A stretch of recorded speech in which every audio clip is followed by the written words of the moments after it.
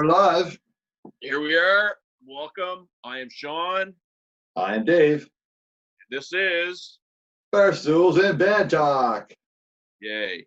And we had another monumental day today. Want to give a shout out to somebody who I was able to connect with, Sean Kilbride. You know him, you love him, Dartmouth's own. He's up in Toronto now, drummer with Haywire, as well. Marvin Burt, another fellow from Haywire, awesome. And people just keep coming to the site. And our guest here, and Dave's going to introduce her in a second, same thing, saw the site, had some stories to tell, and we want to get anybody on that's got some stories to tell. So without further ado. So yeah, we're going to bring on Cathy M. Doyle. She was known back then. She worked for the local Truro TV station. It was Eastern Vision, I think it was called, Channel 4. And back then it was kind of a preamble to the Much Music days. So she used to interview a lot of different bands and bring on the Much Music logo. We're going to let her talk and just hear some stories about back in the day in Truro. So please welcome Cathy. Should be here momentarily from our green room. Hello. There she is. Hi. Hi, Cathy. Hey, Kath, Hi. from beautiful BC. Yes, very beautiful. It was 28 and sunny the other day. Yeah. 28 sunny. I think we've had days of 2 and days of 8, but not 28 together yet. So Yeah, two of them. Garden's in, everything's good. So Cathy, welcome to our little show here. So when you a few days ago, I guess it was last week, you had sent us a note about what you used to do, etc. And it intrigued me because when we talked before this, we used to have Dartmouth Cable 10, and there used to be music shows that used to take place, and they were typically like somebody would go out and record something that took place during an event, but you'd watch it, and sometimes that was the only opportunity to get music that you wouldn't normally see. So just give us a little rundown of what it was that you used to do when you were in the Hub City Achara. Well, like I said, this is well over 30 years ago. It was in the late 80s, and music video shows were the thing. Everyone was doing music video shows. And a gentleman in the name of Kerry Lockhart, he has since passed away, unfortunately, but Kerry Lockhart was a radio announcer at CKCL. And he came to us with the idea that he wanted to host his own music video show. So we linked up with Much Music, which at the time was a pay service. And we were allowed to show whatever music videos we wanted, as long as we kept the Much Music logo on the screen and thanked them for it. And at the end of every show, we said, you can subscribe to Much Music. It was basically a weekly half-hour promotional Much Music show. But in the process, Kerry introduced us to Haywire. He brought them into the studio and he interviewed Haywire. And after a while, he went on to other things, and I was the technical person behind the scenes. And I am not an in front of the camera person at all, but I wanted the show to continue and I couldn't find another host. So I took over and hosted and continued with the music videos, and in the process, interviewed as many bands as I could, both local and from the big time, Ontario and elsewhere, big time bands would come in. So back then, and what we found so far, Cathy, and we really appreciate you having you on our site and then on our show here today. The common theme seems to be the folks who are involved in the music back then and still are visiting our site were big fans. So would you consider yourself to be a big music fan? Oh, huge. I was the biggest groupie of all the 80s. I was like, True, eh? Well, I'd go to Halifax. Whenever these big name bands would come into Halifax, I'd go down to Halifax and meet them and talk to them, and didn't get to interview as many as I would have liked to, but I was always at the Crazy Horse or the Misty Moon or the Palace seeing these great bands. It was funny because when I first saw Colin James, I'm trying to remember the band that opened for them. I went because of them. I think it was now Voyager or Andrew Ettinger, yeah. yeah, and or Counting Zero. It was one of those bands. I think it was Zettinger's band, but I went down to see them because I had known them, and I saw Colin James, and I'm like, oh my gosh, this guy is the most incredible. Like, he's the best. So shortly after that, I actually moved to Toronto, and I went into like Sam's on Yonge Street in Toronto, and I was like, I want Colin James vinyl. I want Colin James. They're like, Colin who? Colin who? Oh, really? Colin James. No, never heard of him. Wow. So yeah. Yeah, if you went to Sam's in the late '80s, I lived in Toronto and I knew what it was like. It was I actually, some very good friends of mine worked there and they were super helpful. But I tell you, it was a dog eat dog music scene up there. That's for sure. So. So who would have been some of the folks that you would have had on that show, back when you did it? Well, countless times was Dave Roberts, of course, of the Trees. He was my multi interviewee. I did Jackie Smith with Razor Boy. I did Brighton Rock, Okay. Kick-Axe, Right. Steps Around the House. Yep. And Peter Bayless, yeah. Yep. And of course, that's what I can remember. I don't know Sure. if I did more than that, and I still have old VHS footage kicking around somewhere of everything. Oh my God. You got to Yeah, download that or upload it. I don't even know anymore. They're so old, but I have to find a place, I guess, to dump them over onto some sort of a DVD or something. But That would be awesome. You're really hitting and touching on stuff because Dave's been on here already, and Dave was a runaway hit already. We've had Jackie. We're gonna have Jackie again. We're working on Peter Bayless and that crew, but these are all with Dave and I before we even start. These are bands we used to hear about, and you'd see them in the entertainment section and the old Crown stuff. You mentioned Dave Roberts. What's your memory of interviewing Dave? Because Dave McPherson here and I just interviewed him on the weekend. What was your memory of Dave? Oh, we've stayed in touch. Bruce Nelson and I and Dave have Dave is a little more elusive because he's doesn't do the whole social media thing, but we've stayed in touch over the years, and he was always so giving of his time. He was always friendly. He never had a bad word about anybody or anything. Very positive, very upbeat. And I've watched one of his videos that he does with his Red Circle Farm or whatever it is with the kids. Yes. And I watched him. I was like he's the Mr. Rogers of music. Like, he's so good with these kids, and he's always been just such a gentle soul, and just nothing but fond memories of Dave and Bruce and Cody and all the other guys since. That's awesome. So you left Channel 4, and what year did you leave then? Oh, I think I left around 88, I believe. I left. I went to Toronto and studied at the Trebas Institute for Recording Arts. Oh. One of the instructors there was Jim LaMarche, who helped produce the Trees EP or my independent album. And so I thought, I'm going to be this, wonderful mixer. I just wanted to be a sound engineer so bad. And then I went from there, and I worked for a production company in Toronto for a while, and then they went bankrupt, and I spent the next 11 years at Tim Hortons as a corporate manager. Well, there you go. Well, that was the end of my music, television biz life, but. Well, I mean, you really ran the gamut, because I know in Toronto, I had the opportunity to do some work with PA Plus. I had some opportunity to do some work with 3L Productions out of Mississauga. Had the opportunity to do a little bit of stuff in Metalworks in Toronto. I mean, I was very fortunate that when I got up there, I was into the clicky in crowd. But how did you find it when you were up there? Did you find it tough to kind of make inroads, or were you able to adapt pretty quick? I was dead very quickly. I was 20 years old. I moved from Truro to Toronto and developed shingles within like the first couple of months. I was so stressed. I lived in the Toronto area for, I don't know, for probably 11 years, and hated it. the whole time I was there. I'm not a city person. I just hated it the whole time I was there.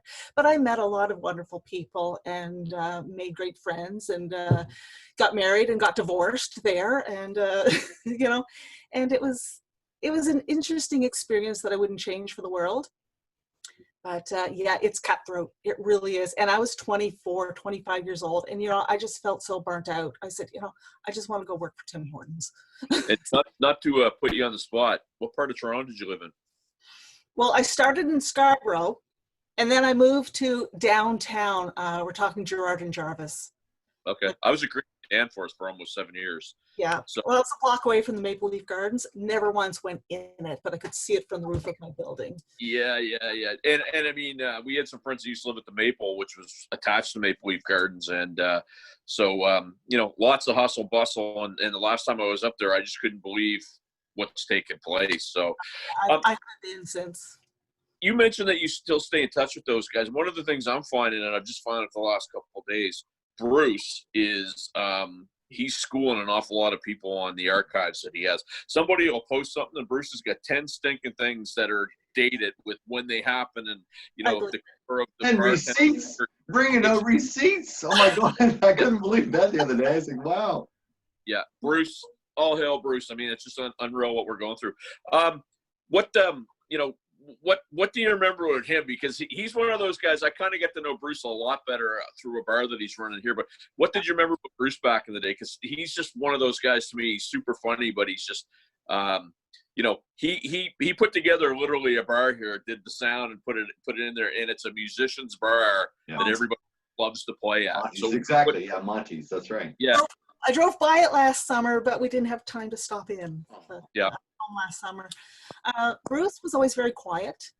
In my opinion, he was, again, everyone was really nice. They were very, but see, I was a groupie, but I wasn't one of these groupies that would like drink. I never drank. I never did drugs. I was there with a purpose. I wasn't there just to like ooh and ah because they're like gods or something.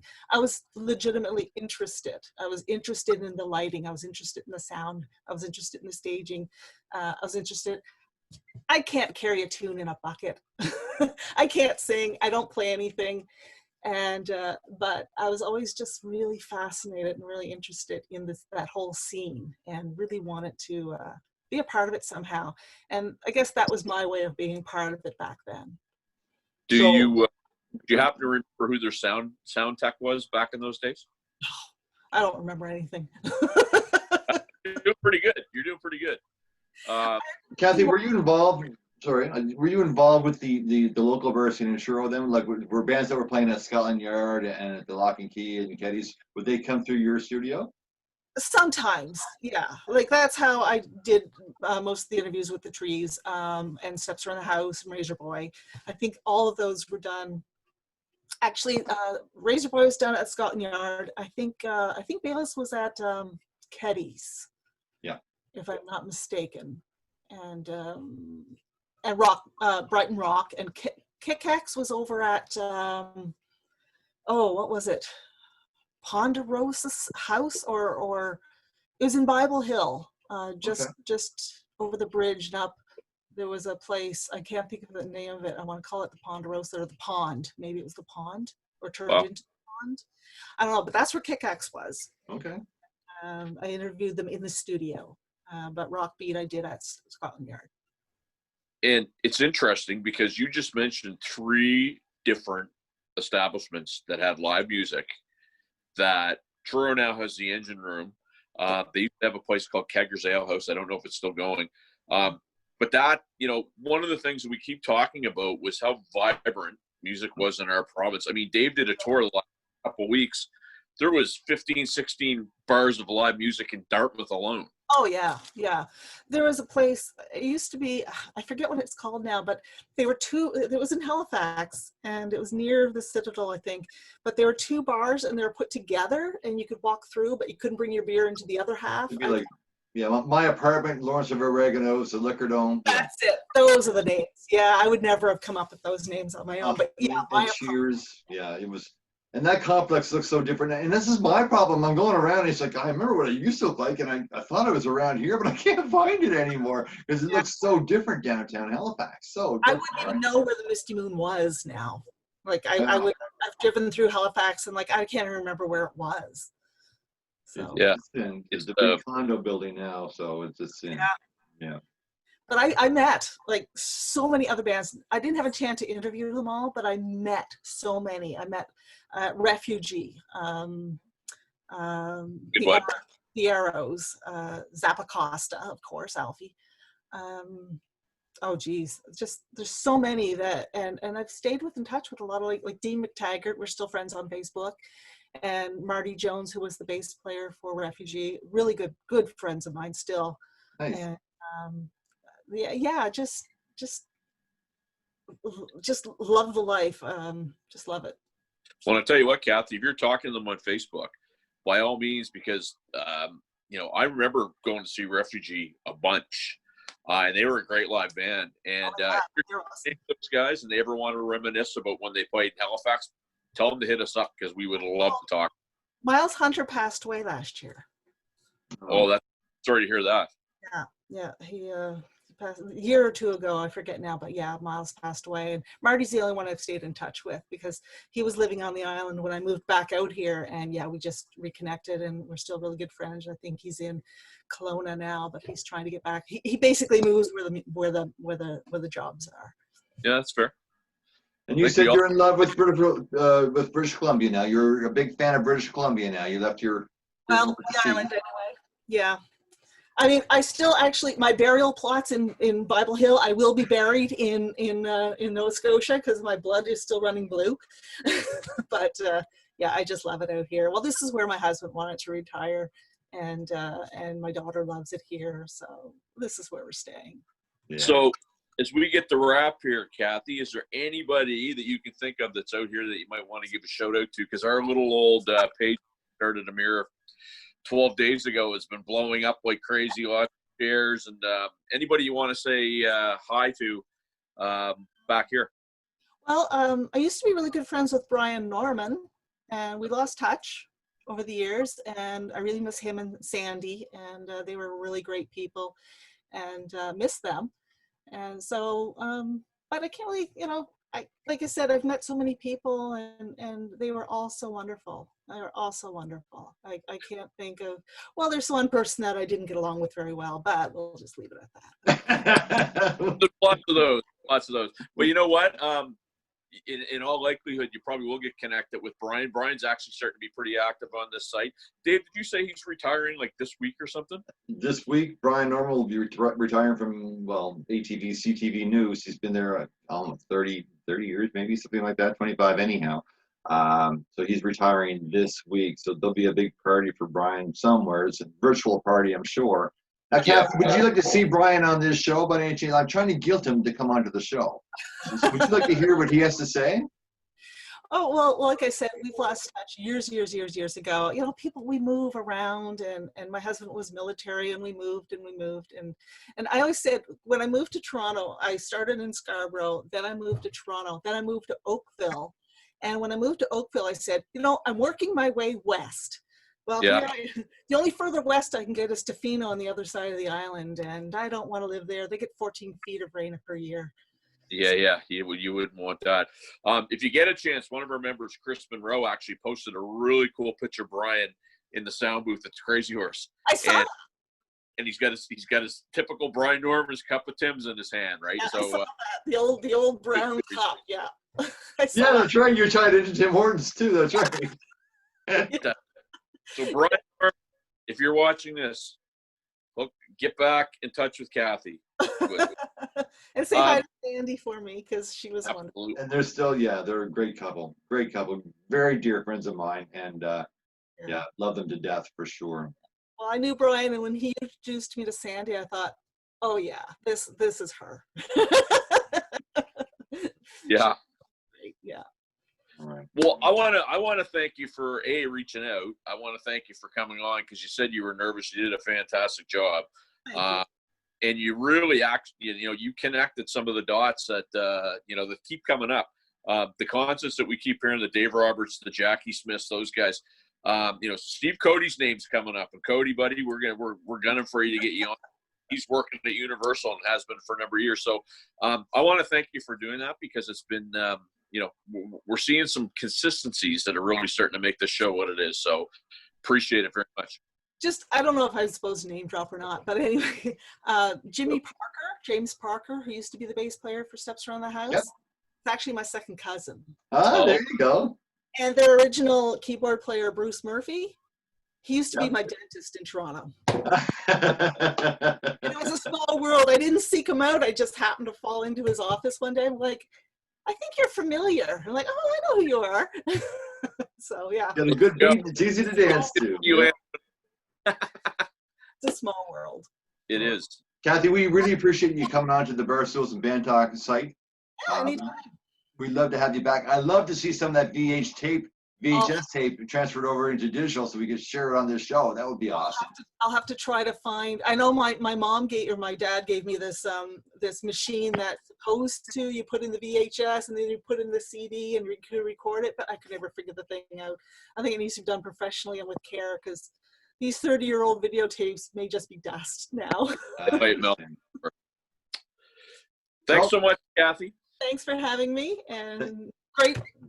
Best of luck with this new venture. I love it, and keep the stuff coming. I'm interested. We're having fun. Hopefully, we don't break anything in the process. So, thanks a lot. Nothing duct tape won't fix. Amen, sister. You take care. Okay, thank you. Peace out. Barstool